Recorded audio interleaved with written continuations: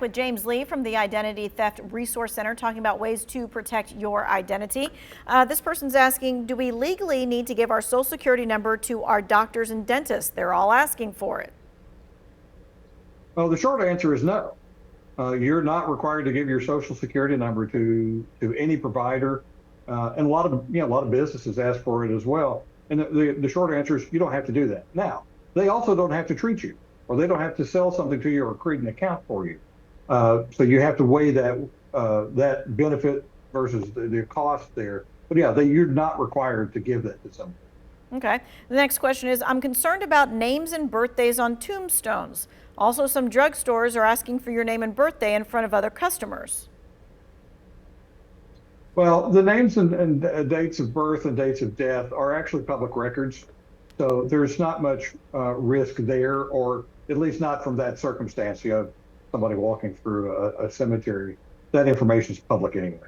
When it comes to sort of shoulder surfing, if you will, in the drugstore or some other place, when somebody asks you to verify your date of birth, there's very, very low risk, because you need a lot of other kinds of information before you could actually misuse that date of birth. Okay.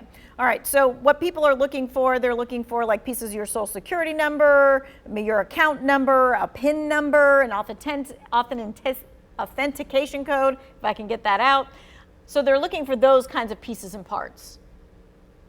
They are, and they're even something as basic as they need your physical address that you use on accounts to be able to make that day and date of birth useful. It's not just trying to find out basic information like that. There's a lot more. Yes, it could be account numbers, it could be PIN numbers, it could be, where were you born? There's a lot of other information. But today, identity thieves, they just take a little bit of someone's information and they'll create a whole new identity using pieces and parts. So again, the likelihood that your information is going to be misused from something as simple as your date of birth that you give to the pharmacist is very, very low.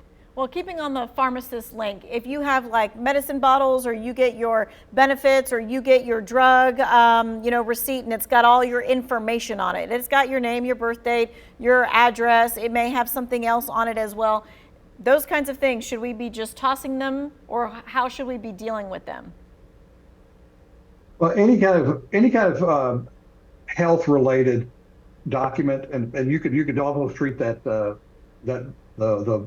bottle where your medication where it comes in, marking that out with some sort of a marker, or removing that tag and throwing that away, tearing it up, throwing it away separately. It is helpful, but again, you have to kind of weigh what is the relative risk. Unless somebody is going through your trash specifically looking for that, it's not going to be particularly useful to anyone. Okay. But if it gives you peace of mind, do it. All right, we got about 45 seconds. Someone's asking a follow-up question, a recommendation for those secure apps that you were talking about to hold the pictures with the sensitive information.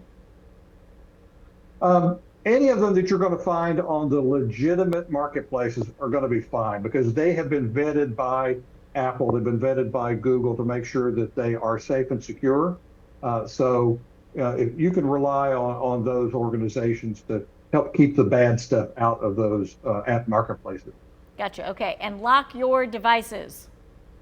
Lock your devices. Absolutely. Make sure you either have a PIN, a fingerprint, or a face. That will keep your device secure. It'll keep the information on the device secure. And also make sure you have that Find My Device turned on, because that way, if you ever lose your device, you can, as we say in the business, you can brick it. You can make sure you just erase all the information on there or make it useless.